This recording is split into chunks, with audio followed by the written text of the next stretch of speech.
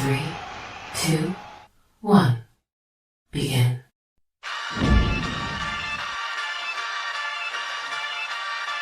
In the city of Philly, where the birds take flight, Eagle swag on the rise each and every night.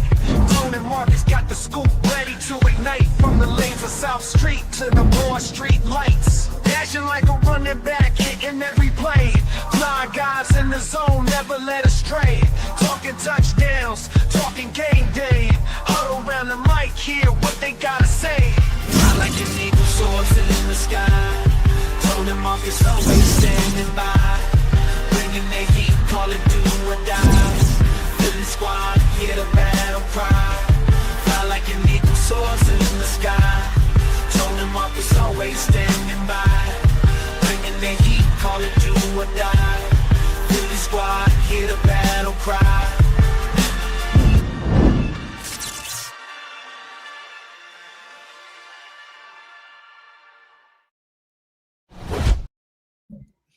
What's going on, Tone? What's going on? What's going on, good brother? How you feeling, man? Feeling good, man. I see you got the fatigues on, ready for war. A 10 hut, you feel me? We got a real test today, brother. For sure. I'm looking forward to it. I'm excited, man. Scared money don't make no money. Yeah, scared money don't make no money. If I ever go broke, I'm gonna take your money. You feel what I'm saying? So you gotta catch me first. We appreciate y'all for being here. You guys are tuning into the Bald Eagles podcast. He's Markus Thomas. I'm Tone DeShields II. The vibes are always high. The vibes are always immaculate. Y'all know what y'all got to do. Smash the like button. Also, hit that hype button. Don't forget about that as well. And also, most importantly, make sure you guys are subscribed to both the channels. I repeat, subscribe to Pro Fan Talk and subscribe to Chalk It Up Sports. We are live on both platforms. So make sure you guys show an abundance, an overabundance. Yes, sir. Yes, sir. To the good brother Markus Thomas, and make sure you guys spread the wealth over here as well at Chalk It Up Sports. You feel what I'm saying? So let's get into it, man. It's game day. Eagles, Lions, Sunday night football. There's no bigger stage, some would argue. You know what I mean? At least in the regular season, that is. So also it's week 11. And yes. There are a handful of matchups that are going on that we're all going to be paying attention to. For example, Green Bay at New York. That's going to be very interesting. No Jackson Dart. We'll see if Jameis Winston can sing his way to a victory. Also, there's Cowboys at Raiders. I think the Cowboys are going to take care of the Raiders. I don't think that's going to be a problem for them. But that's for later on. It's a later on conversation. And Washington right now is playing Miami. As of right now, that score is tied at 6-6 in the third quarter. It's pretty much been it's been an ugly game, to say the least. What channel is that on? Is that ESPN? Oh, actually, I lied. Commanders just scored, so it's 12-6. 12-6. That's on NFL Network because that's an international game. Gotcha. But anyway, there's a handful of matchups that we're all going to be watching, divisional included, the conference, right? I think who else plays? Tampa plays Buffalo. It's a big game that we're all going to be watching. We're all going to be rooting for Buffalo in that situation. Seattle and Los Angeles, like I've been telling you guys, the NFC West is going to cannibalize each other. All the Eagles have to do is continue to win football games because that division is going to bring their records down respectively. I wouldn't be surprised if all those teams just start splitting all throughout the season. Seahawks win one, Lions win one. Well, right. Seahawks win one, Rams win one, and so on and so forth. Same thing with the NFC North, right? So yeah, there's a lot of football that matters to the Eagles today, but no game matters more than their own. Eagles, Lions, Sunday night football, Jalen Hurts versus Jared Goff, or Jalen Hurts versus that Lions defense, Jared Goff versus that new look Eagles defense. Let's just play around on the surface here, right? Overall, what are some of your instant thoughts, instant feelings about this matchup tonight? And then we'll start to get into the nitty-gritty of the layers. I will be surprised if the defense doesn't show up. My concern is will the Eagles offense be able to match the Lions offense? I think going back to last week, A.J. Brown's comments and some of the other players' comments, they are spot on. When A.J. said, last year was last year, thank you for the ring, but teams have adapted. He's 100% correct. He is looking at the situation of what happened last week with the Packers. Packers defense was pretty good, and it had us flustered for most of the game. We missed out on a couple of opportunities. We should have had another touchdown and another field goal.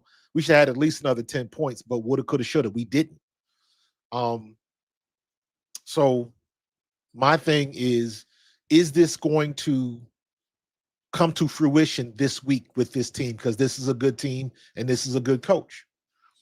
This might be one of those situations where, as good as our defense has played, the offense is going to have to do some things to help them out, because they've been helping us out all year. And like I keep saying, now it's the offense's time to pay their half of the rent. And Jahmyr Gibbs, Nakobe Dean is going to be tested today. He's going to be tested today because that kid is ridiculous. Him and Jonathan Taylor right now are on another level, head and shoulders above anybody else. There's a lot of people in third and fourth place, a distance behind, but those are the two best running backs right now. And Jahmyr Gibbs, his explosive speed is crazy.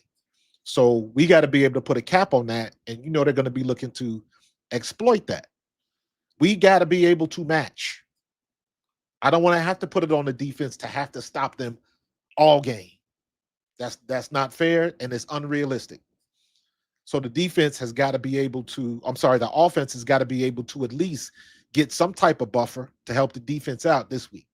And I know we at home, and all things are kind of leaning to our favor, but this is one of these teams, man. This is going to be a litmus test for us today.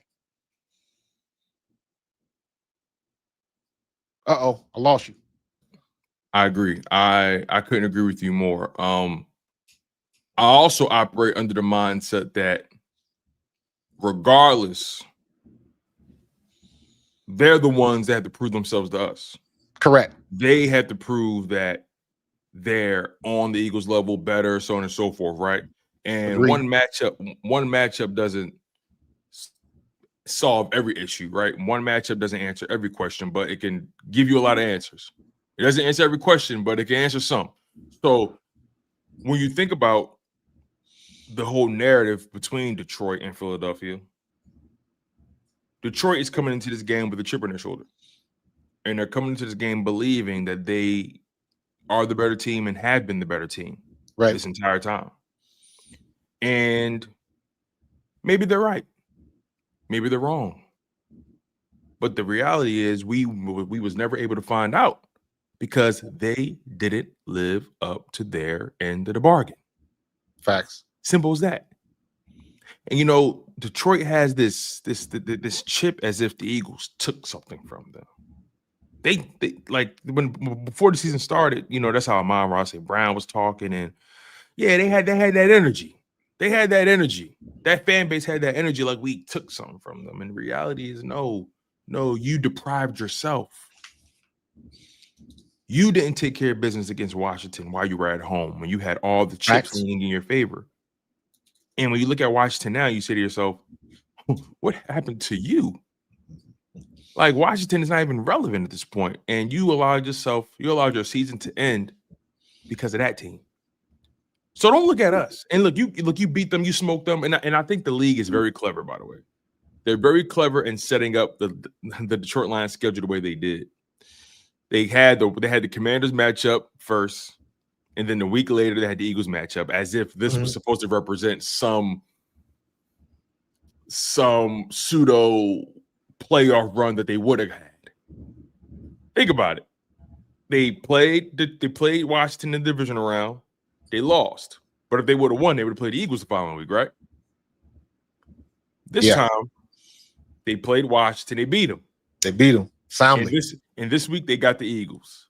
Yeah. So they laid it out in a way that kind of mirrored what could have happened or what should have happened in that playoff run, which is very interesting about the NFL. I like the way they think. They think like psychopaths. So again, I look at Detroit as a team that's talented from top to bottom, offensively, defensively. Their head coach is a risk taker, just like Nick Sirianni. Right. I don't know who's the bigger risk taker, maybe Dan Campbell. Oh, Dan Campbell for sure. Dan Campbell Ye- for sure. At yeah. least Nick Sirianni, with the exception of what happened last week on that 4th down. And I ain't gonna beat him up for that because he's done it before and nobody had a problem when the ball was caught. So Yeah, when the ball was caught. Yeah, And, so- and that's why I didn't really kill him that bad for it. yeah, Because I thought he should have took the points, but again, woulda, coulda, shoulda.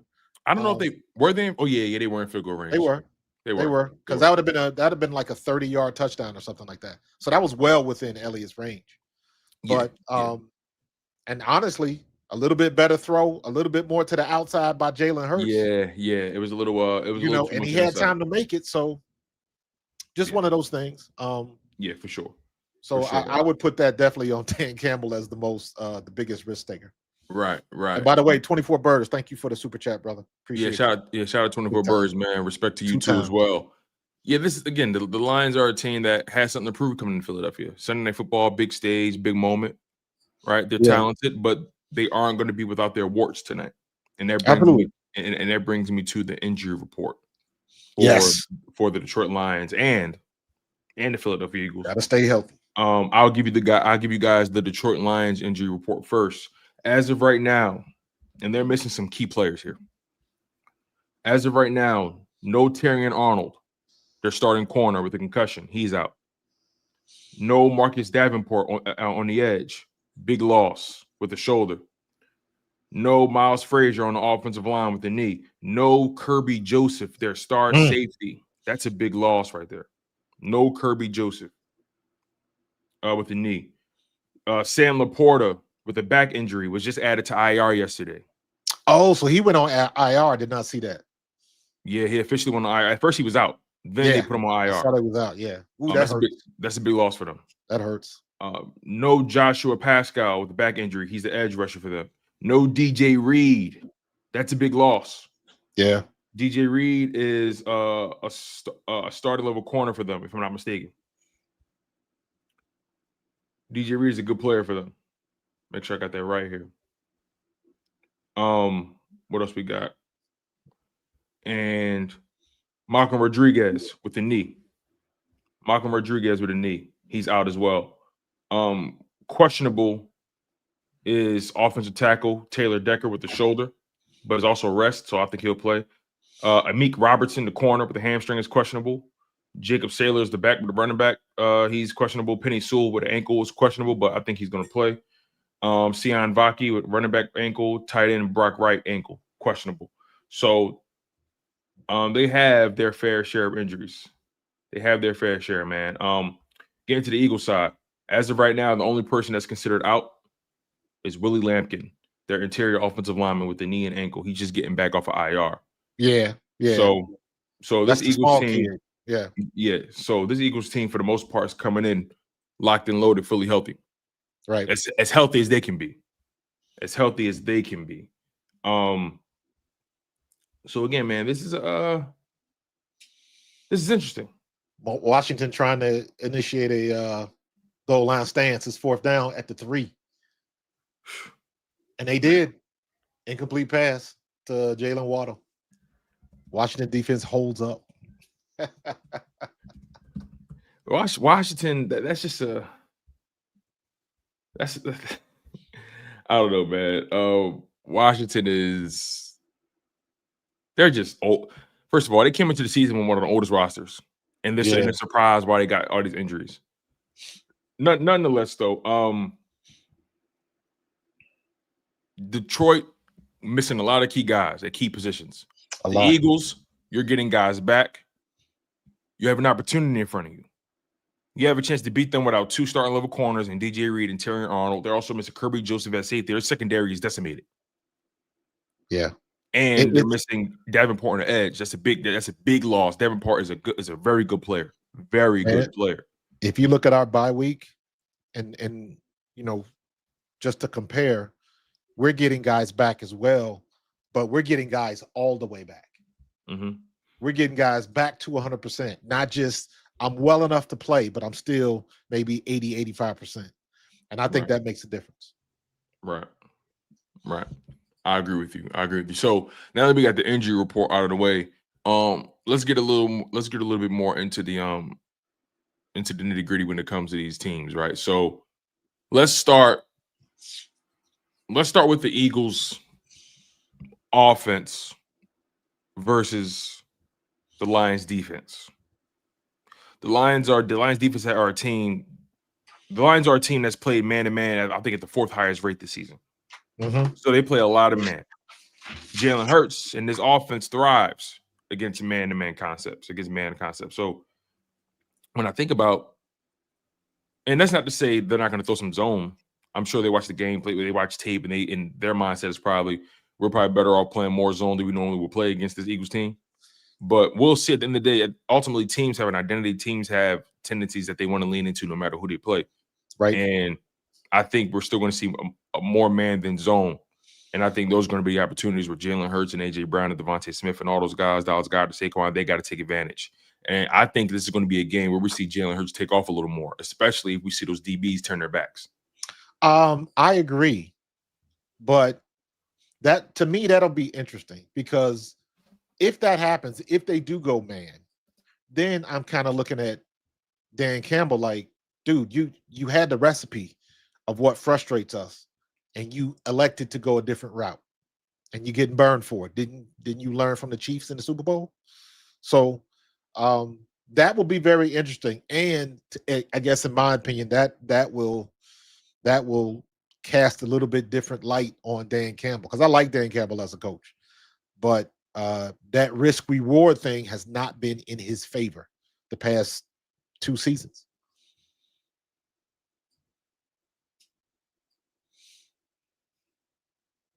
It's lost them some big games and in some big moments, in particular in the playoffs, right?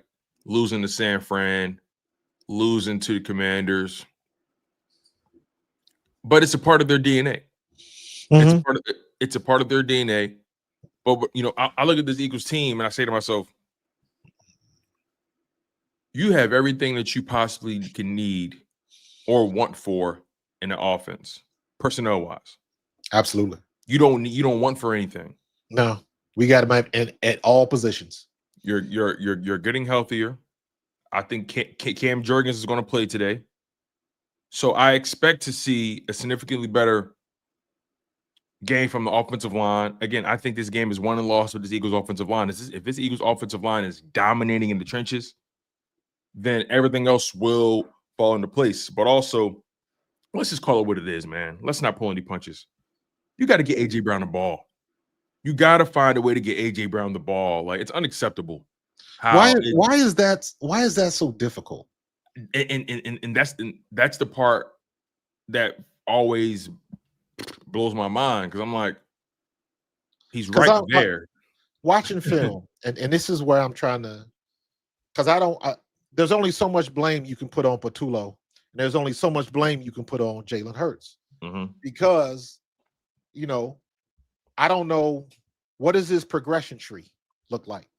Is it left to right? Is it right to left? Is it middle out? Depending on the personnel, depending on the package, depending on the defense.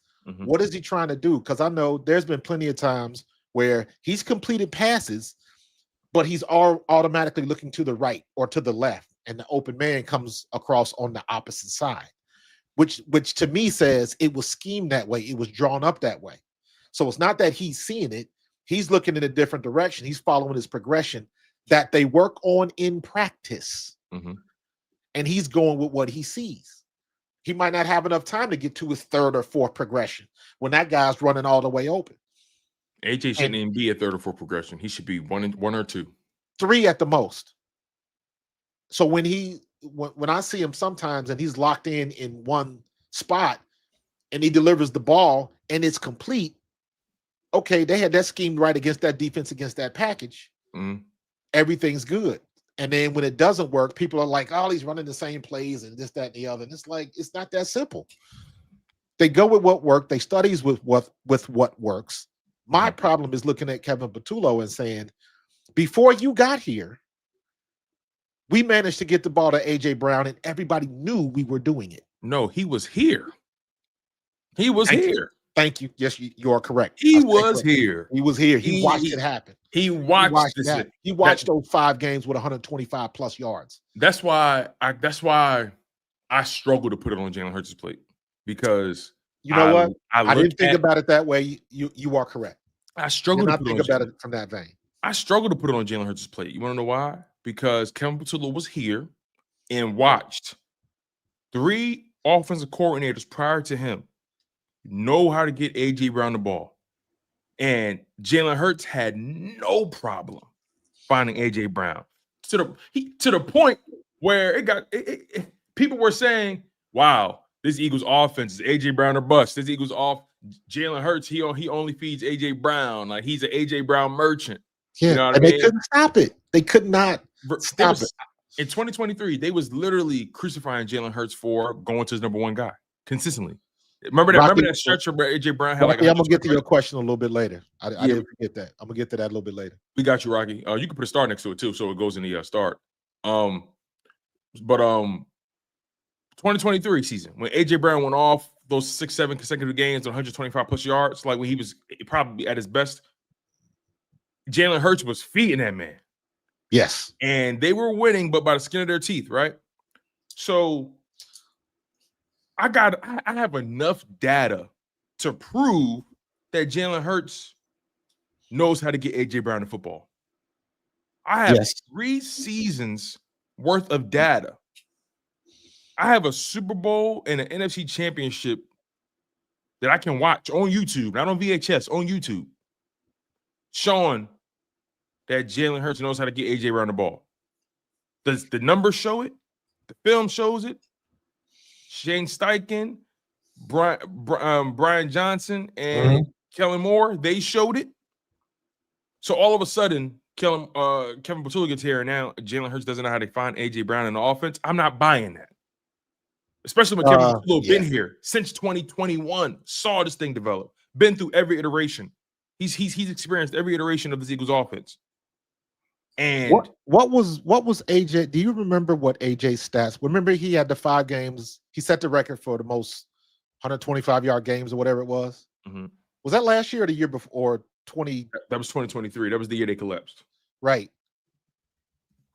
The week after that 6th game, what do you remember? What his stats were? Yeah. Give me 1 second. So 2023 game logs. All right. So, all right. From week 3, going all the way through week 8, he was averaging a minimum of 125 yards or more. Right? He was going crazy. The final game, he had 130 yards, 8 targets, 8 catches against Washington. Right. Then the following game, week 9, we played Dallas, and the Eagles won 28-23. But he only had 9 targets. He had 9 targets, 7 catches, 66 yards. So the targets and the catches were still there, but he had a touchdown as well. Okay, but that's what I wanted to get into. How many targets did he have? What were the average targets during that run and afterwards? So easily double digits. He was averaging that, but from week 3, where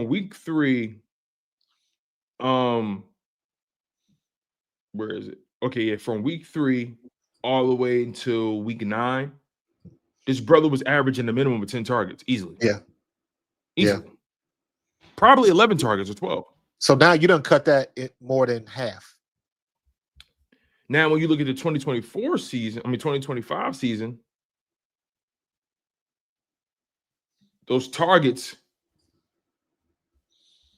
week 1, 1 target, week 2, 8 targets, week 3, 10 targets, week 4, 9 targets, week 5, 8 targets, week 6, 9 targets, week 7, 6 targets, week 8, 3 targets.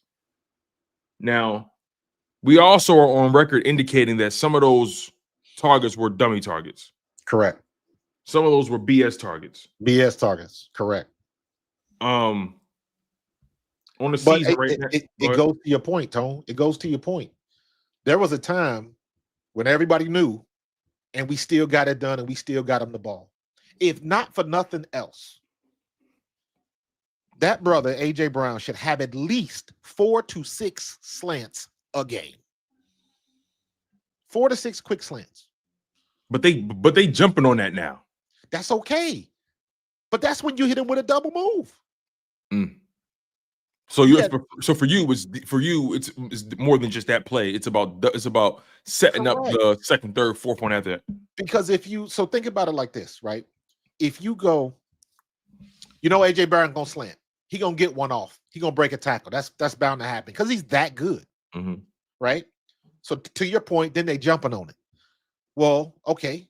Can you hit a double move? Can you hit a rub route? Can you get somebody coming the opposite direction?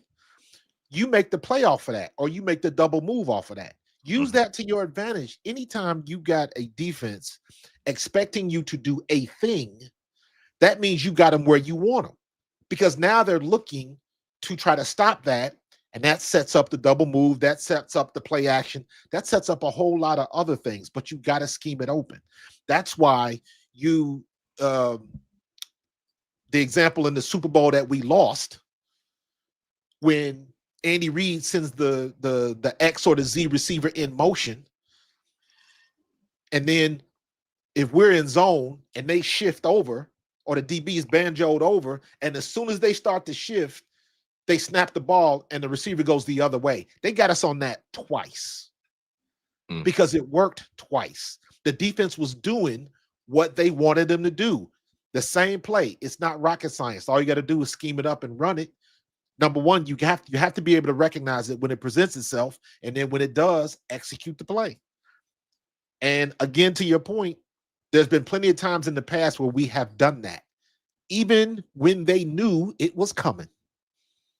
So why all of a sudden it stopped now? Why all of a sudden, when you think about it from that standpoint, in that perspective, you can't tell me AJ Brown is not incorrect in his frustration. Yeah, for sure. And on top of that, or I said that wrong. You can't tell me he's not correct, right? In his frustrations. And also, Marcus, like that's not. This game is more simple than sometimes we make it, right? Yes. It's a lot of drives in a football game. It's a lot of drives, a lot of plays. You mean to tell me you can't scheme up a drive where you just hitting AJ Brown, everything is schemed around getting him open? You mean to tell me you can't do that? And also play the position. And what I mean by that is, this is where the chess match and the shifts come in.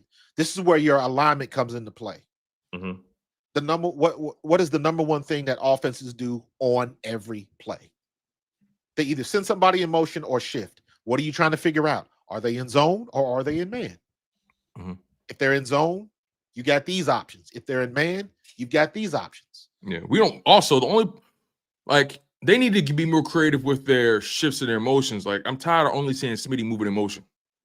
It's so he's always the motion man.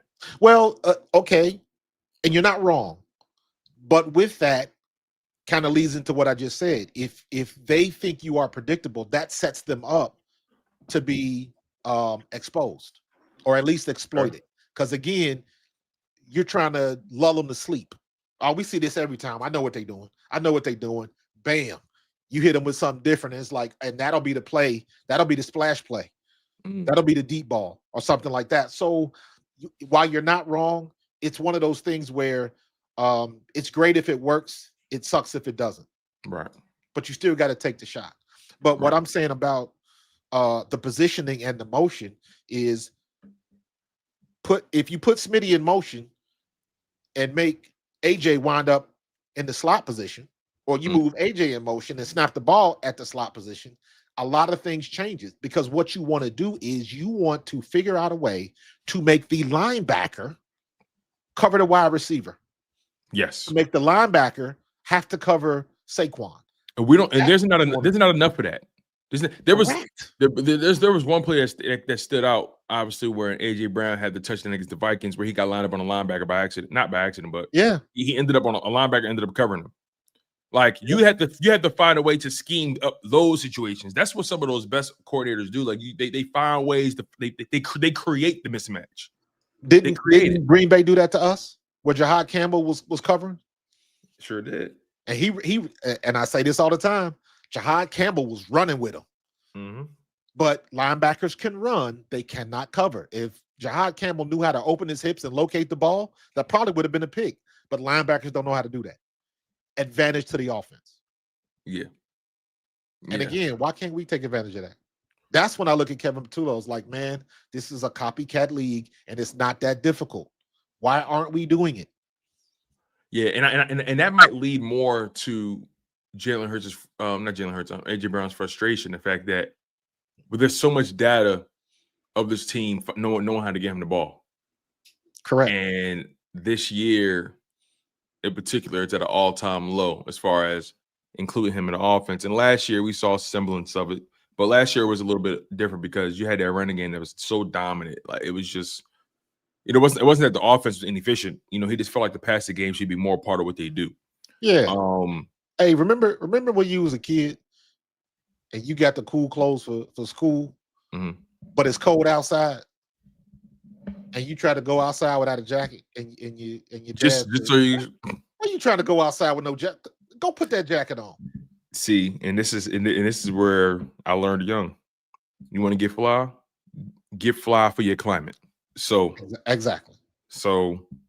But my point is, I know what you mean. Go ahead. Your father's like, it's too obvious to figure that out. Why would you do that? Why would you do that? Kevin Patullo, why would you do that? Why would you not get AJ Brown the ball? Yeah, why would you ever feel comfortable knowing you got him, and then look,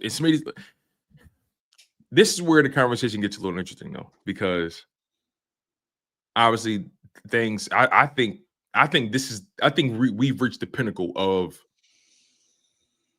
the frustration. I think the frustration can't go any further than this. We reached the pinnacle. Everything came to a head in the AJ Brown press conference, and he laid it out. Yes, clearly, quite clear. I don't think there's no, they get on him about being, cryptic and whatnot. He wasn't cryptic that day. No, he wasn't. He made it abundantly clear what the issue was and how if they don't get it done or if they don't get it fixed, they're going to find out the hard way. Things gotten so bad to the point where now Big Dom is facilitating a conversation between Jeffrey Lurie and AJ Brown, just to touch base with each other. Right. And some people put that in the chat that Lurie said stay off social media. That was reported by Sal Palantonio. I saw a report as well about that. I didn't substantiate it, but I saw that posted somewhere saying that he was like, "Hey man, try to keep it off the socials." Yeah. But AJ Brown knows what this team is capable of. Hence why the frustration is so deep. I was talking to LB and Simone, and I was like, because his frustrations are so deep, because he's so passionate about it, I'm not buying the narrative that man wants to be traded. He cares too much about this outcome. He cares too much about being involved in this offense for him to want to trade. He cares too much. He cares too deeply. He dedicates too much. He doesn't sound like a guy that's just washing his hands and waiting to just buy his time for the offseason and ask for a trade. He's not that dude. He cares about this. Yes. He cares about the guys in that locker room, and he cares about being a contributor. So because of the passion and the fervor in which he spoke, I don't buy that man wants to be traded. I buy that he holds his teammates to a high standard and holds himself to a high standard and holds that coaching staff to a high standard. And I even liked the fact that when he spoke, they tried the media threw him a layup to blame Hurts. They threw him a layup. Yes, they sure did. And he was like, I don't think it's that. Jalen got a lot going on in front of him.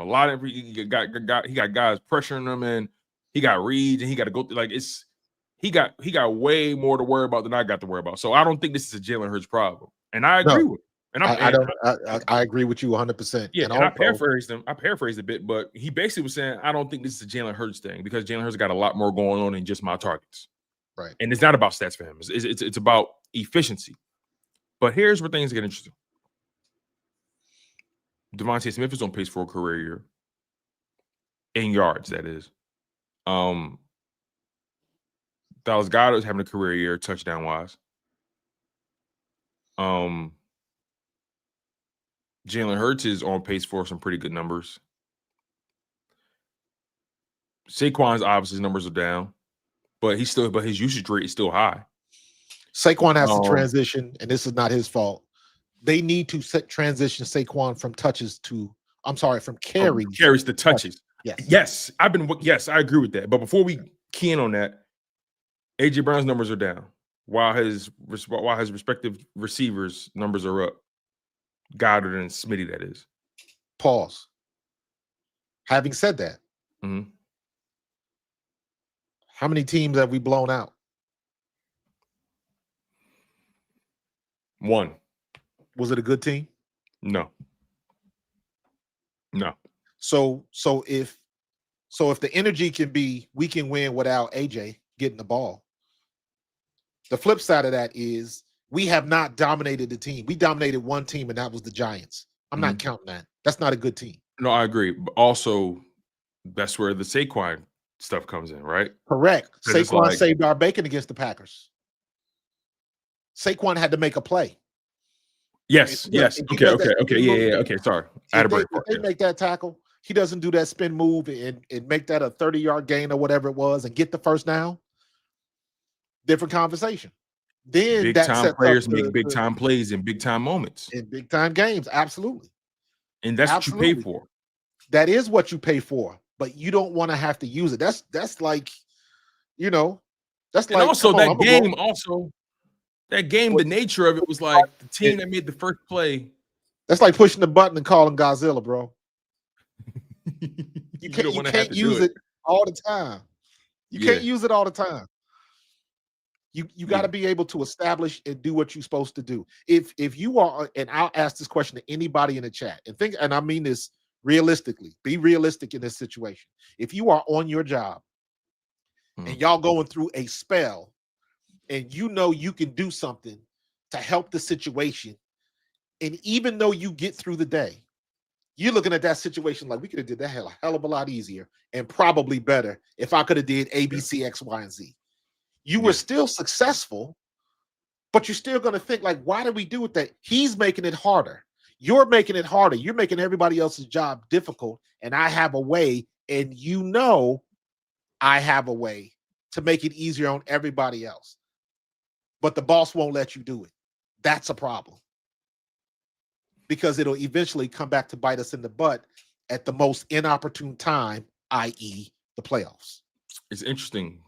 The two most talented offensive players on that offense is having down years, and the Eagles are winning but not blowing people out. That just speaks volumes about how deep the team is, how good they are, and how no matter what, even with the offense having the struggles, you got to come in and respect them. Yes, you got to come in and respect them. You said you said it right. And I kind of twisted it in my own way, but I live in an open carry state, right? And keep your head on the swivel.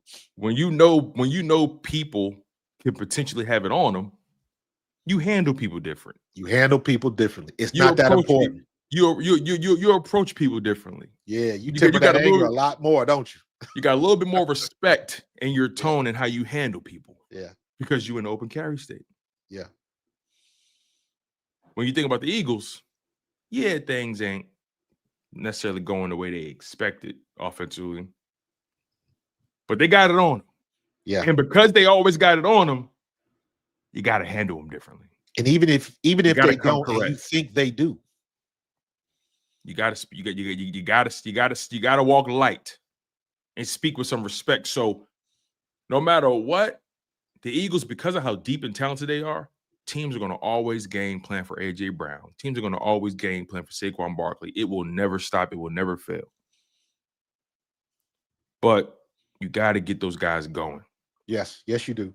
Yes, you do. And we've done it before. And for whatever reason, they're not doing it now. And that's, I don't believe in Dolphins just scored. They just scored. But look, Marcus, because everything came to a head this week, again, I don't think this situation can get any more potent. Do you see an offensive explosion from AJ Brown tonight? Are you willing to bank on that? No, I'm not willing to bank on it because I got to look at what I've seen. The trends, yeah. I gotta look at what they've been doing. When people show you who they are, believe them. And for whatever reason, they've taken a step back. Did you see that post I put out from Greg Cosell? Greg Cosell said this on he's got that show with Ross Tucker. Now, let me preface this by saying Greg Cosell is somebody I trust implicitly. I don't agree with him all the time, but I trust his judgment because there is nobody, and I mean nobody, who watches more film than Greg Cosell. Not Baldy, not Barrett, nobody. So if Greg Cosell says a thing, I can take that to the bank. Greg Cosell said he didn't understand, and he was referencing one of the plays in the third quarter. He didn't understand what the Eagles offense was doing. And this is what he said. It literally looks like they're trying to minimize Jalen Hurts in this offense. He said that. Yeah, I heard him. I saw that's okay. Yeah. Now it's ringing a bell. I saw that. And that was interesting to me. That was crazy because I never thought about it like that. But again, I'm like, well, he's right. Why are we handing the ball off and we ain't got no points on the board? Third and long, third and 12. Oh, we're cowards draw. Third and 13, cowards draw. Like, what's going on? Like, why are we being so passive when we got these big? It gets weird. It does. It's becoming a philosophy issue. Yeah. Then you can't bitch about it because we did get the points. We pulled points out of it. If we don't get it, everybody's bitching about that. Why would you not kick the ball? Why would you not take the points? And come to find out, those 3 points made the difference.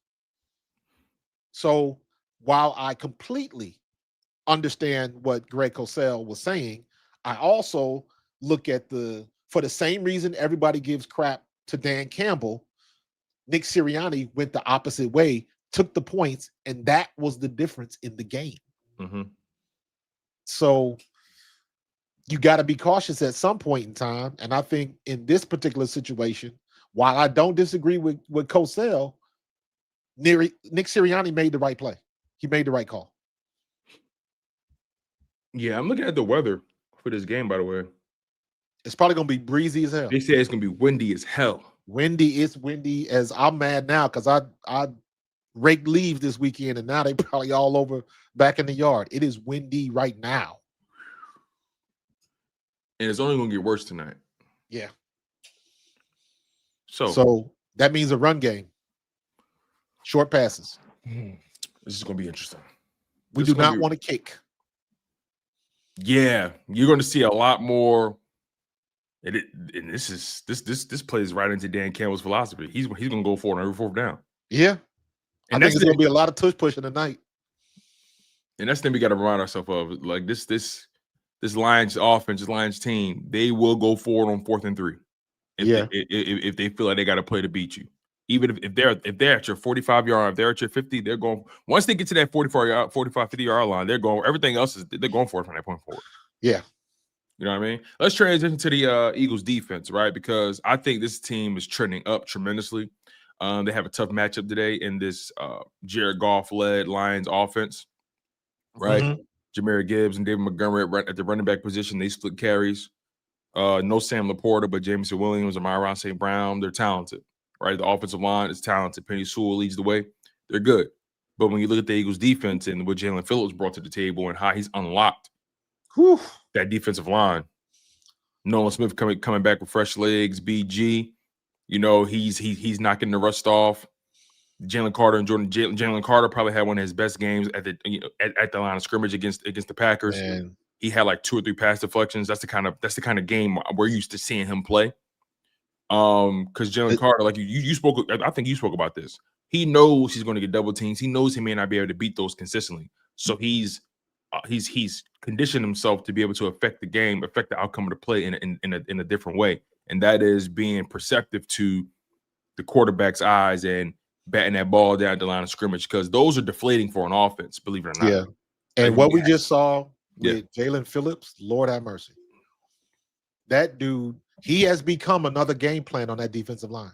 That quickly. That's why I'm so glad his coming out party was the way it was. Immediate impact. You saw it.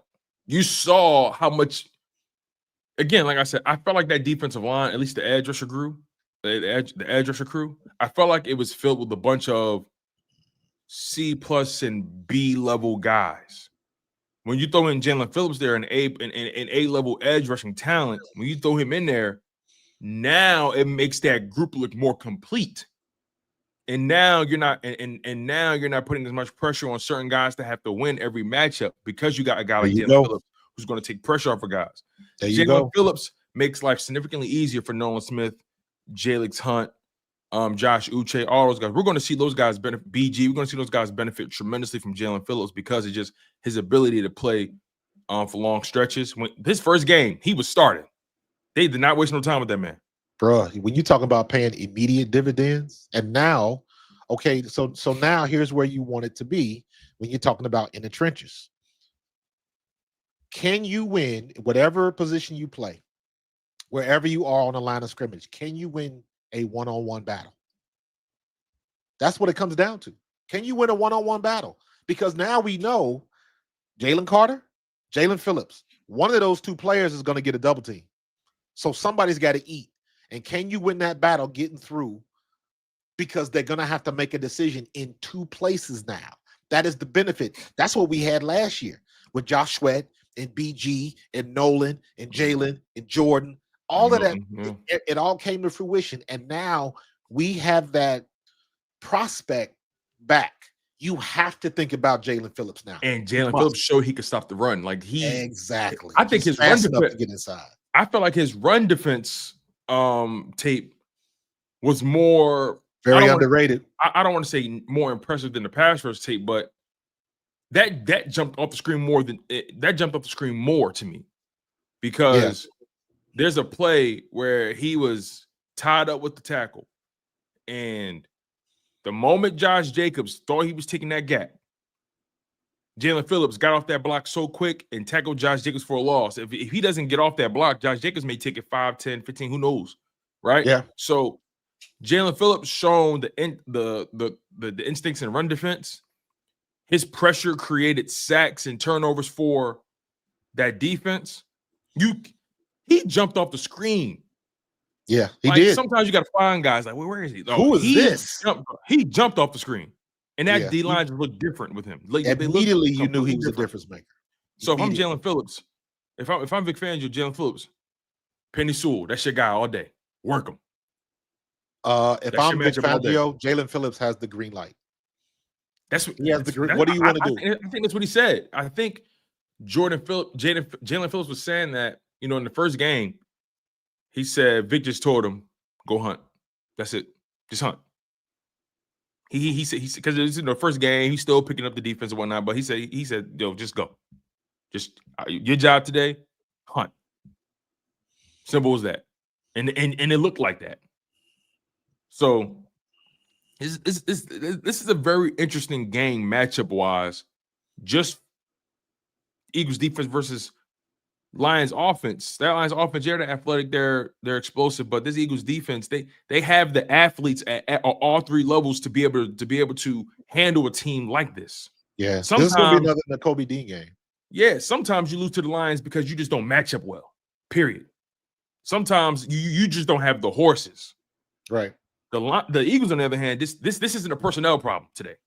Correct. On both sides of the ball. Correct. Both teams. This isn't going to be now. The Lions, they had personnel issues on defense in particular, but this isn't going to be a personnel issue for the Eagles today.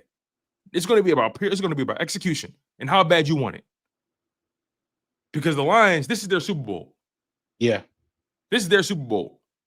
And me personally, if I'm the Eagles, I'm approaching this business as usual.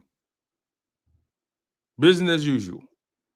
Because they did it, and their motivation is going to come from a different place, is what I'm trying to say.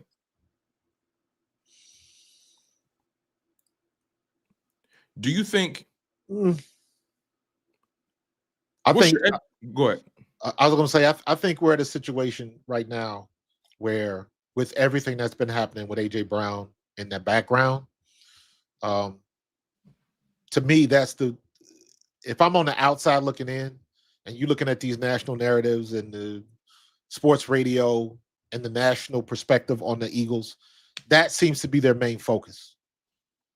That seems to be the main focus. So The media's focus or the Eagles' focus? the media's focus. Okay. So if I'm looking at it from that standpoint, I'm looking at it from the standpoint of what can the Eagles offense do against Detroit? Regardless of what you think Detroit is, the prerequisites still remain that we still have AJ Brown, we still have Saquon Barkley, we still have Devontae Smith, and we still have Jalen Hurts, and we still have Dallas Goedert. Mm-hmm. So somebody's got to make a play, and somebody's going to make a play. But is it going to be this reserved, conservative-looking offense that we've seen the last couple of weeks? In my opinion, that's the only thing I guess I can say that the reason why the national media doesn't give the Eagles and the Eagles offense the respect that they deserve. And I won't even, no, let me take that back. That's why they don't get the respect. I'm not even going to say they deserve it, because they haven't played consistent enough ball to warrant it. They've won, but we got issues. So we have to. I don't want to hear the conversation about Jalen Hurts being an elite quarterback or an MVP candidate and all of that type of stuff. You're not going to get that when you throw the ball for less than 150 yards and you win in 10-7, or just the way we've been doing things. We've been grinding again, and we ain't got to blow teams out, but we have to look like we are competent on offense. And there have been 3 or 4 games where we haven't been, or we haven't even looked that way. And that's what we got to get. We got to get out of that. I think Jalen Hurts has a phenomenal game tonight. I think in that press conference, when they asked Jalen Hurts about the AJ Brown stuff, he said, the more energy we put into that, is less energy we get to put into this Lions game. Right. And the reality is, this is a Lions, and I'm paraphrasing, but he spoke on the Lions, and he mentioned how he's fully aware that this is a Lions team that believes that they're better. Yep. They should have had what you have, and they want their crack at him. Those are his words. Right. They want their crack at him. He's fully aware that it's the Lions team that believes that they are the true rivals to the Eagles. They think they're better than the Eagles. He's fully aware. Jalen Hurts doesn't speak. Jalen Hurts is the kind of guy that you got to really make sure you catch the tea leaf when he drops it, because he's going to give you a lot of philosophical fluff. Not saying what he's saying doesn't matter, because it matters to him, but he's going to answer you a certain way. He's going to be thoughtful and prophetic and all those things, right? Very rarely does he get into assumptions and what other teams are feeling, or how it's very rare he speaks about the team and himself in a way as it pertains to another team and how they view the Eagles and vice versa. He doesn't really get too much into the personal things. That sounded like a guy who understands how personal this game is, at least from the Lions side of it. He sounds like a guy that was raised by a coach. Don't fall for the banana in the tailpipe. Don't worry about the nonsense. Control what you can control. I had a purpose before you had an opinion. All of that type of stuff. That is somebody that has been raised in an environment where we focus on the things that matter. What they said on the radio is not going to help us on the field. What somebody's opinion is, or where I rank, is not going to help us on the field. So I think, to your point, he is hyper aware of all of the stuff that doesn't matter. And in this climate, in this social media climate, that's what pisses people off the most. because everybody's looking for an angle. Everybody's looking for a quote. Everybody wants to get something so they can run with it, be it right or wrong. And he doesn't give them that. That's why he comes across as boring, stoic, and all of them other adjectives that everybody uses. That's what you want. That's exactly what you want. You want somebody who's worried about winning. The problem is now it doesn't look the way we want it to look, and everybody's got a problem with it. Even from the people that I'm tired of AJ Brown's. And what are you tired of? What exactly? When exactly did tweeting something very mundane on social media became diva behavior? When did that happen? When did that change happen? But everybody's looking for it because everybody wants the sound bite. They want the click. They want the R farm. They want all of that type of stuff. And those are the things that don't matter. Mm. And Jalen Hurts has been masterful at avoiding all of that stuff to the point where people don't want to talk to him. People don't want to, because they know they're not going to get nothing. So I'm good with that. Literally, that's what keep the main thing the main thing. Literally, that's what that means. Don't concentrate on the nonsense. The problem is the nonsense is what sells now. Doesn't win games, but it sells. Yeah. Yeah. I'm feeling pretty good about this game tonight. I'm feeling pretty good. I slept on it, got some rest, and I'm looking at this Eagles team, and I feel like they're highly motivated. I feel like they're pissed off because they haven't been their best. And I feel like this every week they're really trying to just get to that level, get to that point, man. And you got people in the building who are motivated to do so. You got professionals. You got guys who are champions. You got guys who have won all their lives. You got guys who've been here throughout the collapse. These guys know the potholes to avoid, so to speak, the players that is. This has to be the game tonight. Because I'm of the belief you win this game, you get past this game with a win. I think, and I said this on the link up with Laura Brunson and Simone Stanley. Make sure you guys go check that out if you can. I made the bold claim: if the Eagles win this game tonight, I don't think they lose another game. I agree with that, but people are still going to be. To me, it's how you win it. Of course, because last week I just think this game. I just think the stakes of this game are higher than the ones that come after. I agree 100%. Because if you beat the Lions, that means you own the tiebreaker for the playoffs. That is, you own the tiebreaker over the Lions, you own the tiebreaker over Packers, you own the tiebreaker over Rams, you own it over the Bucks, right? And the Vikings are still trying to creep into the playoffs. You beat them. Yep. I know people want to minimize that win, but you beat them. A team that's talented, but they've been having some injuries at quarterback. Yeah. So you beat the Vikings, you beat the Bucks, you beat the Rams, you beat Green Bay. I'll throw the Chiefs in there, even though it doesn't really matter to your seeding per se, but you beat the Chiefs because they matter. And you beat Green Bay, and you got Detroit left. You're slowly collecting the Infinity Stones to to your first round bye gauntlet. And they have a chance to have survived one of the toughest schedules that we've seen the Eagles play. Every team they play for the most part has been a playoff team from the previous season, right? So you get this win, and frankly, I mean, I do want them to look competent. I want the offense to look competent, but I don't really care what the score says. I want the offense to look competent. I just want everybody to look competent because the other team got to play too. They get paid too. They're going to make plays. Yeah.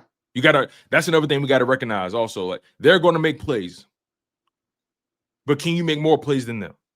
Can you stop them on that big drive or in that gotta have it moment? Well, flip it. The team that makes the least amount of mistakes. Yes, because that's what decided the Green Bay game. Exactly. The Green Bay game, it came down to who made that play, who made the extra play, and who didn't make the extra mistake. Who did the job? Who did their job? if that DB makes that tackle against Saquon, he did his job. It wasn't a crazy play. He simply made a tackle. But Saquon, being an all-star player, made the big-time play. Yeah. And Perfect example. took it the Adoree extra. Jackson. Adoree and Jackson had a big tackle in that game. That's the great equalizer. Yeah. And also, before we, start to transition to like our picks and stuff, actually, before we transition to our predictions and whatnot, and let me and I say this because I think it's important that I remind Eagles fans the team that they support and who they've been and who they are. When you think about everything the Eagles have been through, good, bad, and different, when you think about the way the season has transpired and how they won games, who they've beaten, where they've beaten them, is there any team in football that's more battle tested than the Eagles? One. And for two, is there any team that you trust more in a one possession game than the Eagles in football right now? That's a good one. The same things we call a problem, or the results from what we call the results from a problem can also be the results of a solution. So what I'm trying to say is this Eagles team, what we have been giving them grief for, some teams couldn't even play in that pool.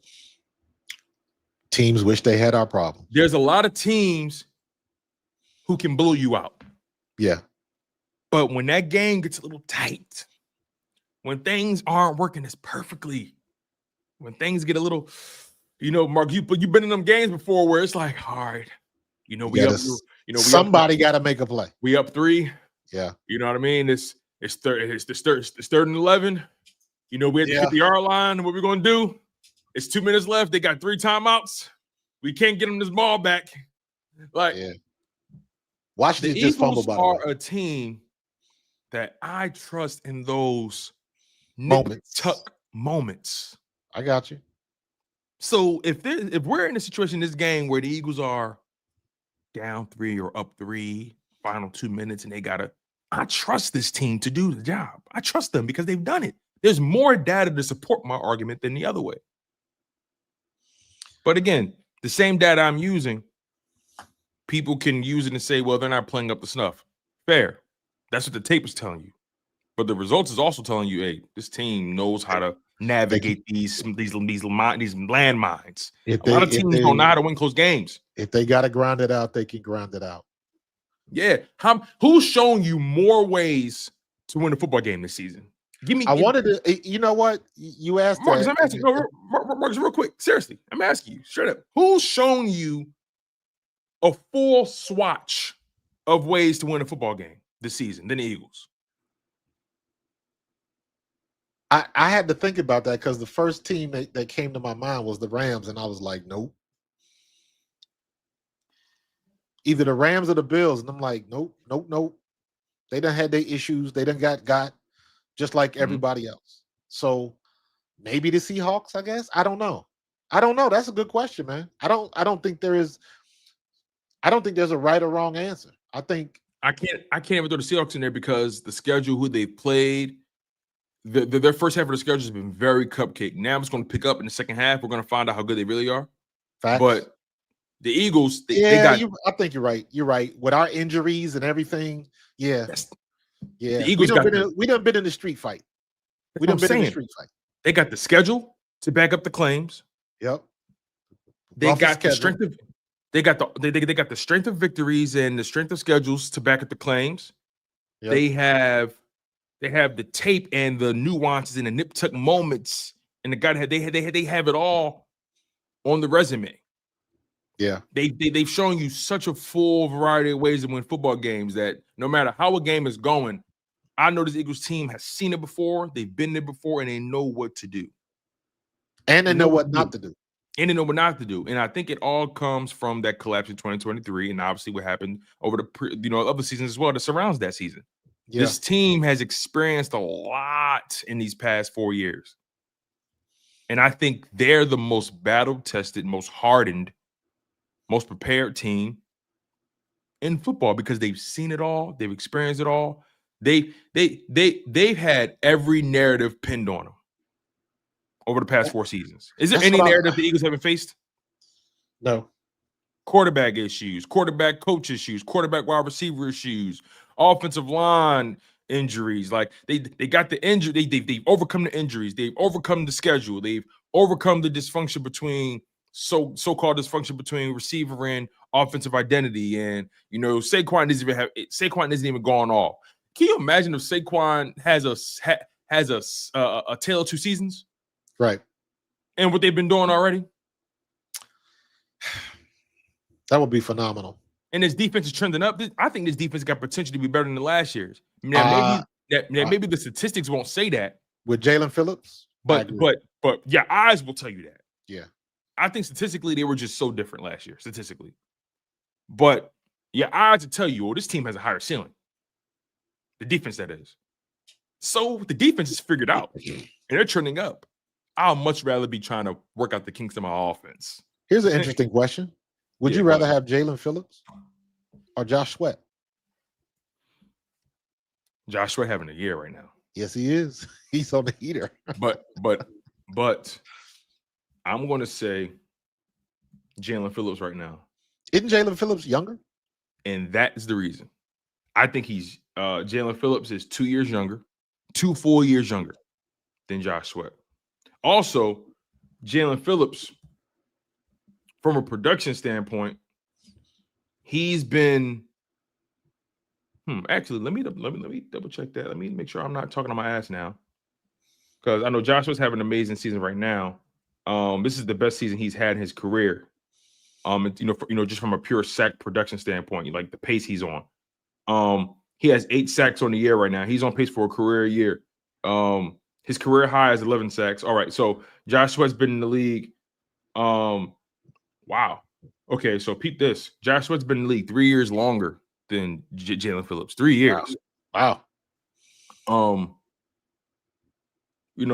Josh Sweat's career started to take off in 2020, where he had 6 sacks. In 2021, he had 7.5. 2022 had 11. 2023 he had 6.5. 2024 he had 8. In 2025 he had 8. Josh Sweat can get to the quarterback. He's shown he can do that, right? Jalen Phillips shown that his career as well. Jalen Phillips doesn't have a double-digit sack season on the resume yet, but his rookie year, 8.5 sacks. Second year, 7 sacks. His third year, 6.5. I think he had the injuries in 2024. And then 2025, he gets traded to us. He has 3 sacks on the season right now. But I would probably have to say Jalen Phillips because he's younger. I think both of them are playing well though.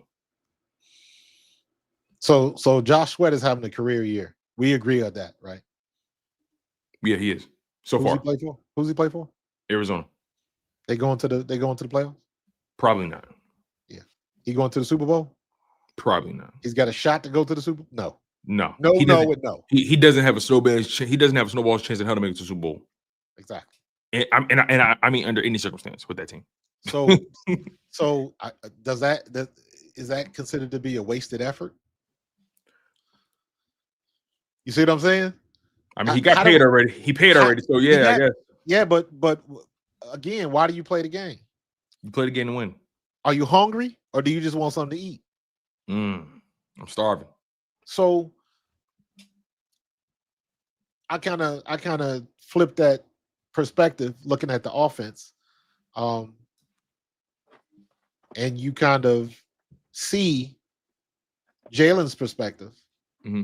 Because they told me I couldn't do all of these things, and I still did them when we needed them done, and we still got the ultimate prize because that's what it's all about. Correct. And as long as, and even I want to see more consistency and more production from our offense, at the end of the day, when it comes to the most important factor, that W in that column, we've been better than most. Now, eventually that may come to an end. I don't know, because at any given time, we still got so much football left. We got a whole nother half a season of football left. So there is plenty of time where that proverbial switch can get flipped and the offense just, for whatever reason, just goes ham on them. But I think to the point that you made earlier, we are still the team to beat, and teams still have to worry about us. You don't want to have to come down to 95 and come through Philly if you're trying to get to the playoffs. Not a place you want to go to. But everybody's going to have to do it. And now we are trying to set ourselves up so we can get that first week bye. That is a reasonable expectation. That is not out of the realm of possibility. Why shouldn't we expect to win the NFC East for the second year in a row for the first time in how many years? We've got the team to do it. So everything is in our corner. All the pressure is on us because of that. If it falls apart, we let it. So I think, I still think we got a lot of time to get it together. And we can only get better. Yeah, only get better. Yeah, there's a few things that just haven't quite fully been unlocked that just makes his team that much more scary. Like, the prospects of his team. Jalen Phillips, him being here, he's just scratching the surface of what he like. This defense is trending up. They're going to get better. They're going to get better. Jalen Phillips is going to be making more of an impact, right? Yeah. Again, so credit to him, and again, also credit to Josh Sweat, man. Just living up to like Josh Sweat, man, because he came back. I love Josh Sweat. He could have got the bag last year, and he didn't. Yeah, I ain't got nothing bad to say about Josh Sweat. I think Josh Sweat's phenomenal talent. I hope when his last year is up, he comes back so he can retire in green. Yeah, I would only, like I said, I only pick Jalen Phillips because he's younger. Yes, right? You know what I I'm agree. saying? That's literally it. I agree because I think they're both formidable pass rushers. Yep. Regardless, though, so I think we pretty much laid out everything when it comes to this team, offensively and defensively. We talked about the injury reports. We talked about the weather. It's going to be really windy tonight. Very windy. The Lions are going to be without some key players. Lions are going to be without. Make sure I got this right. They're going to be without a lot of their secondary. No DJ Reed because of a hamstring. No Terran Arnold concussion. Marcus Davenport on the edge is not playing. That's a big loss. Kirby Joseph, their safety, out with a knee. No Sam Laporta at tight end. No Malcolm Rodriguez at linebacker. They're missing some pretty key players. Key components, yeah. Yeah, edge rusher Joshua Pascal not playing. So they're missing two edges. They're missing three DBs, and they're all starters. The DBs, that is. It's if that's the case, I have no reason to doubt it. Yeah. Why shouldn't we dominate this game? Yeah, and the Eagles are more healthy than the Lions. So yes, it's gonna be one of situations where you gotta come out with your hair on fire. If I'm the Eagles, I want to score first. I want to punch them. Yes. I want to punch them in the mouth. You first. Always want to score first. I want to score first and put that pressure on them. Simple as that. So we pretty much ironed it all out. Just some context when it comes to Detroit. As of right now, Detroit's offense, they rank second in points, sixth in yards, third in points per play, fourth in yards per play. They're 21st in the league in third down conversions, though, which is interesting. They're having a down year on third down like the Eagles are. Right. They're 21st in the league in third down conversions. They are 7th in the league in fourth down conversions, and they're 4th in the league in red zone efficiency. The Eagles, I think the Eagles are 2nd or 1st in the league in red zone efficiency. So both teams, when they get in the red zone, they can score. Right. So the goal is obviously to keep both of these teams out of the red zone. Defensively, Detroit, they're 13th in points allowed per game. They're 7th in yards allowed per game. They're 15th in points per play allowed. 7th in opponent yards per play allowed. They're 6th in opponent third down conversion rate. And they're 14th in opponent fourth down conversion rate. They have the 25th ranked red zone defense, which is not good. So they're a defense that can give up the points in the red zone. They get warts. Yeah, in comparison with the Eagles are a team that's very stingy in the red zone. So the Eagles are the number one red zone offense and the number 4 red zone defense, whereas the Detroit has the number 4 red zone offense and the number 25th red zone defense. So That's something to watch as well in this game. Detroit, they are 9th in yards per rush. They're 5th in rush attempts per game. They're 6th in rushing yards per game. They're 3rd in rushing touchdowns per game. Run defense has been pretty decent as well. They're ranked 10th in opponent yards per rush. They're ranked 6th in opponent rush attempts per game. They're ranked 8th in opponent rushing yards per game. They've been a pretty good run defense this year.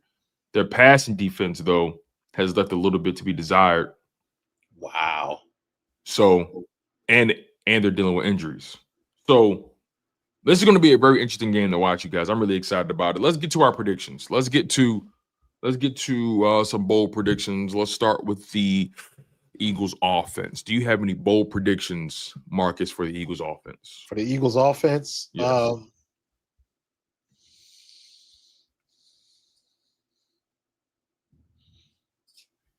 It's a shame that this should be bold, but I'm going to say A.J. Brown gets 8 targets at least. I want to see A.J. Brown just go. Let me just say it like that. I want to see A.J. Brown go off today. I hope so. But they got to give him the ball. And it sucks that we are even having this conversation. Wait, did Miami get stopped at the 1 yard line? Yes, they did. Didn't you hear me go, wow? That's what I was looking at. Miami tried to run the ball. 1:40 left. They could have took the points and got the lead. They couldn't get a yard. They were on the 1.5 yard line, 4th and goal, and they went for it. So now the defense has got to stop Washington. Now, Washington hasn't been great. Yeah, but they've been in Mariota disconnected on a 28-yard pass. Oh, Lord. You're a little bit ahead of me. They just get the ball to Debo. Why would they leave the middle of the field? Wow. Washington's going to win on the field goal. Watch. Of course. Watch. Miami's got to. Wow. Yeah, I got Commanders winning this game anyway. So your bold prediction, you said A.J. Brown, minimum 8 targets. I switched that. I just want to see A.J. Brown. I want A.J. Brown player of the game. Let me say it like that. A.J. Brown player of the game? Player of the game. Remember last time they played Detroit, when his first game, he went crazy. Yo, they made it a point to get him involved. So much that somebody didn't have a single catch. But yeah, you want AJ to go off in this game. I think my bold prediction is kind of similar to yours. I think AJ Brown has a monster game today. I think AJ Brown goes for 150. That's a bold prediction for me. Yeah. AJ Brown goes for 150 in the air. You got any other bold predictions for the offense? For the offense? No. Okay. I'll give you one more. It's gonna be what it's gonna be. I'll give you one more. Since both of ours are AJ Brown centric. I'll say, this is a bold prediction. The Eagles' offensive line doesn't give up a single sack. Like that?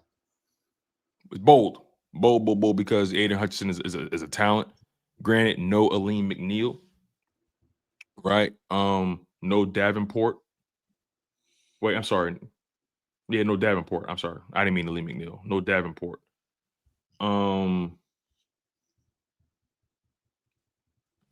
So yeah, Jalen Hurts. This Eagles offensive line leads the game, not giving up a single sack. AJ Brown goes off for 150. All right. Any bold predictions for the defense? I think defense holds Jahmyr Gibbs to under 50 yards rushing.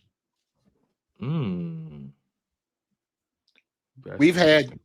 defense has had good success against elite level running backs. Well, Miami just gave up the ghost right there. They just gave it up.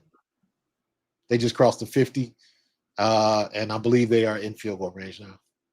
If I'm the Eagles, I'm watching that Minnesota tape. I want to know what Minnesota did to shut down Gibbs and Montgomery. Gibbs and Montgomery were non-factors in that Minnesota game. And Minnesota went for 114 on the ground. And that's not including scrambles. That's not including reverses. That was all running back yardage. 114. I looked that up because I watched. Yeah, you're right. Yeah, you're right. I'm looking at it here. Yep, you're right. I watched some tape yesterday. So we have some opportunities on that. The Vikings were moving that line of scrimmage. So that goes back to having our guys in the middle back, having Cam Jurgens, having Landon Dickerson healed up and back at their natural position. Now, not Landon Dickerson, but Cam Jurgens is still a little bit of a question mark because his issue was a knee. So he's had a lot. He's had a lot of time. He didn't play the Giants game. He had the bye week. He didn't play the Green Bay game. Yep. He's had time, bro. He's had a lot of time off, but that knee has got to be able to hold up. Can he move people on the line of scrimmage? That's what I want to see. Yeah. Yeah. All right. So your bold prediction for the defense. What was it again? You said Jahmyr Gibbs under 50. Jahmyr Gibbs under 50 yards. All right. I like that. That's bold. Because it's been done. Yeah. If I'm the Eagles, I'm studying that Vikings tape religiously. If I give you one, mine will be Eagles defense. I'll say Jalen Phillips has a strip sack on Jared Goff. Jalen Phillips strip sack on Jared Goff. And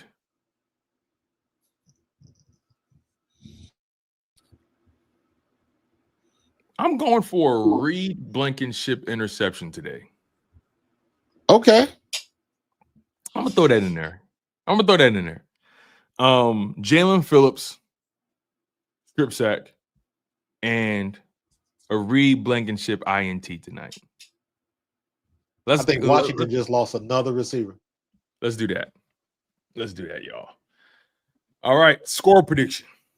Marcus, give it to me. Golly, man. All right. I want to say 24-17 Eagles. 24-17 Eagles. We got to get above 20 points. I think the Eagles win. I think Eagles win 24-23. Washington missed the field goal. You're lying. They missed the field goal. Yo, it must be terrible watching two bad football teams play football, bro. They missed the field goal. Matter of fact, I don't know if you paid attention. Miami's defense forced a fumble that gave the Dolphins the ball back. The Dolphins get all the way down to the goal line, can't score. Washington puts a masterful drive together. They get to the 30 going in, and they miss the field goal. 30? Or no, 45. I'm sorry, 45. So what was it, a 50-yard field goal? 50, wow. And Jalen Waddle, wide open, hits him in the hands, and he bobbles the ball and drops it. I can't. Eagles fans wish they had our problems. You nailed it. You nailed it. All right. So your score prediction, you said 24-17? Yeah. All right. I'm going 24-23 Birds. 24-23. Let's go through these picks. All right. So as of right now, I mean, I think you and I both had the Pats beating the Jets. I don't think that was a question. Yeah. Now, Commanders at Dolphins. I don't think either team wants to win this game. It's going into overtime. I picked the Dolphins. I picked the Commanders. I picked the Dolphins, and the Dolphins just got to the 36. It looks like it's overtime now, man. Time ran out. Yeah.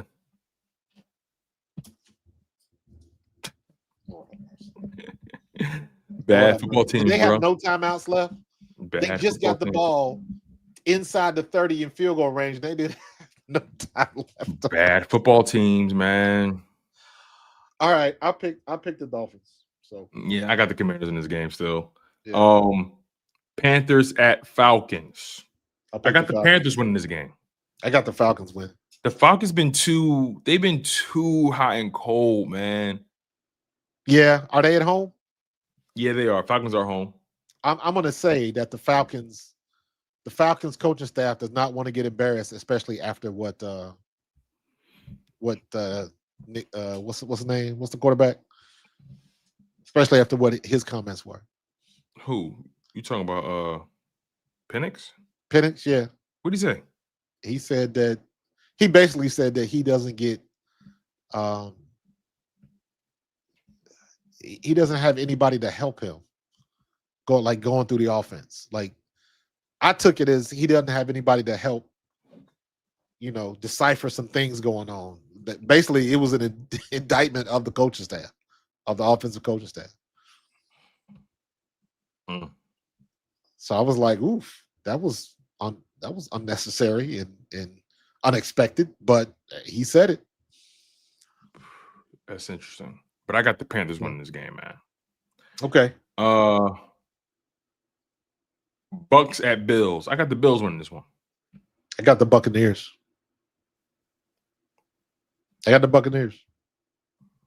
I want to see if Baker Mayfield can get it done in Buffalo. That's the operative words, in Buffalo. In Buffalo. In November. But didn't they lose last week? Oh, so yeah, they can get got. They can. Who they lose to, though? What was it, Dolphins? They lost to the Dolphins, but it wasn't at home, was it? I don't even remember. Let me see.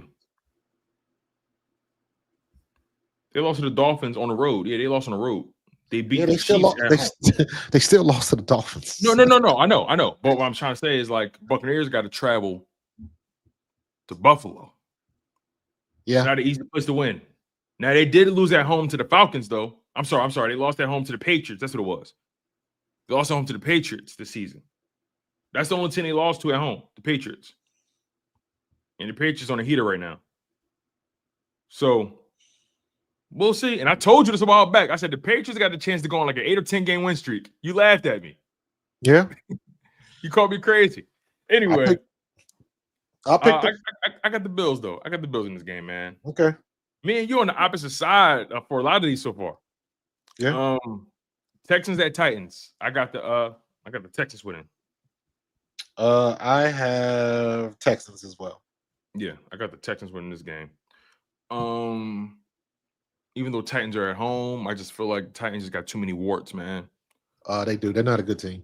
Yeah. Bears at Vikings. I'm taking the Bears, even though I know that's not a gimme. I'm taking the Vikings. You know what's so crazy? Dude. Like, that's one game I've been looking at, and I'm like, that's not as cut and dry as I initially thought it was. Vikings are doing Viking things again. Vikings are a pretty decent team, but they just can't seem to put it together. But I don't think the Bears are good. Aren't they in Minnesota? I may switch my pick now. I'm going with the Vikings, bro. I think I'm gonna switch my pick. Now that I think about it, the Vikings are getting healthier. I may switch. I think. All right, I'm going with the Vikings in that game. So you changed my mind. I'm going with the Vikings in that game. I think the Bears. To your point, though. To your point. Now that I really think about it, I think the Bears. Are due for a loss. They're due. Let me see. They played. They're on a 2-game winning streak. They beat the Bengals and they beat the Giants. They lost to the Ravens last. They beat Saints, Commanders, Raiders. So they've been losing to competent teams. They lost to the Vikings earlier in the year, 27-24, and they lost to the Lions, 52-21. They got a lot of division games coming up too. Yeah, I'm rolling with the Vikings in this game. I'm rolling with the Vikings. Yeah. All right. Next up. Let's see here. Next up. We have Packers at Giants. I'm going for the upset here. I think the Giants win. Nah. I'm going for the upset. I think Jameis. Nah. This is crazy. This is crazy. This is crazy. I'm fully aware that I am zigging when everybody else is zagging. I am fully aware. Packers are not going to lose to the Giants. Let alone 3 times in a row, right? They are not going to lose to the Giants. If you Michael Parsons has 2 sacks today. If you showed me you could lose to the Browns and you can lose to the Panthers, you liable to lose to anybody. Now, granted, shit. I think. Wow. Miami just picked off Washington. Oh. So all they got to do is kick a field goal for the win. Oh my God, fuck. That's all they got to do. Well, I'm already in the hole.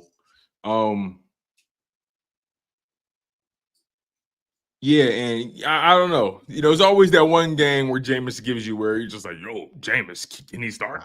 Jameis Winston cannot move. No, they are not. Packers are not losing. I'm going for the Gus though. Jordan Love is not going to lose to Jameis Winston. Jordan Love lost to Bryce Young, lost to Joe Flacco, lost. Like, come on. I'm just saying. I'm just saying. I'm just saying. You got to come through with sooner or later, though. You know, and they're in New York. You know, like this Giants team. Now, granted, no Jackson Dart, but this Giants team, they beat the Chargers before. They beat the Eagles. They're that Giants team is sneaky. Yeah, they're sneaky. This is their first game without Brian Daboll. I think they're highly motivated. We'll see, but I got the. It's gonna be funny to watch though. But I'm rolling with the Giants, man. That's my underdog pick of the week, by the way. Okay. Bengals at Steelers. I know the Bengals beat them last time. I think the Steelers get them this time. I'm going with my Bengals. As you should, as you would. All right, let's try to hurry up. We got 20 minutes before kickoff. Chargers at Jags. I got the Chargers in this game. I do as well. Yeah, even though the Jags are at home and the Jags can use a win right now. They started off pretty hot, but they haven't been doing too well the past few weeks. The Jags in their last 4 games, they're 1-4. And they lost to teams that were actually competent. They lost to the Seahawks. They lost to the Rams. They did beat the Chiefs, but they beat the Chiefs, but the Chiefs are still figuring things out. They beat the 49ers. They beat the Panthers and the Texans already. And they lost to the Texans 36-29. So this Jags team is very Jekyll and Hyde. They either can play up or they can play down. Yep. So I think I'm going to roll with the Chargers in this game. I'm going to roll with the better quarterback. Absolutely. I'm going to roll with the more experienced head coach. And also, you know, the Jags, they did trade for their receiver. Who is it? The Jags traded for that receiver. What's his name? Jacoby Myers. That's who it is. Jacoby Myers. He's good. Travis Hunter is on IR. He's done for the year. But Brian Robinson Jr. or Brian Thompson Jr. Jacoby Myers. They got some talent there, right? They got Travis Etienne. They got some talent, but I'm still rolling with the Chargers in this game, man. All right, next up, let's see what we got. Seahawks at Rams. This is a tough pick, but I'm going with the more experienced head coach and quarterback in this game. I'm going Rams. Sean McVay and Matthew Stafford in this game. Matthew Stafford having a remarkable year. I think this is the beginning of the humbling for the Seahawks. I agree. I'm going with the Rams too. Because when you look at that Seahawks schedule, they're 7-2, right? They had a bunch of cupcakes the first half of the season. Now their schedule picks up. They got Rams, Titans, Vikings, Falcons, Colts, Rams, Panthers, Niners, right? So obviously those games, the tough games are divisional. Niners, Rams, and they got Rams again. Miami's inside the 10. They're liable. Wow. They're liable to lose to they can lose to the Rams twice. They can. And the final game of the year, who knows? It may matter for them, so they could lose to the Steelers too. I'm sorry, the Niners, and they got the Colts. This second half of the season it's going to tell us a lot about the Seahawks and the Colts. But in the second half of the season, you got Rams, Vikings, Falcons, Colts, Rams, and Niners sprinkled in there. I'm not looking at the Panthers or the Titans games as real games for them, but yeah, man, Seahawks game. We're going to find out. Let's keep it going. Next up, Niners at Cardinals. I got the Niners in that game. I got the Niners. Miami just won. Yeah. They got the ball down to the 11. They didn't even run the ball. They just kicked it. Yeah. Wow. Yeah. See, I'm with you. Niners and Cardinals win. Niners beat Cardinals. Yeah. Ravens at Browns. I got the Ravens in this game. Oh, definitely. They in trouble. Yeah, I got the Ravens. Lamar versus Miles. That's a good one. That's funny. If Miles Garrett wrecks his game, that can make it more interesting. But other than that, I think Ravens win regardless. Chiefs at Broncos. It's another tough matchup. Another big divisional game this week. I got the Chiefs in this game. Yeah. I think the Chiefs are trending up. They're trending up. If the Broncos beat the Chiefs, then that lets me know that the Broncos are for real.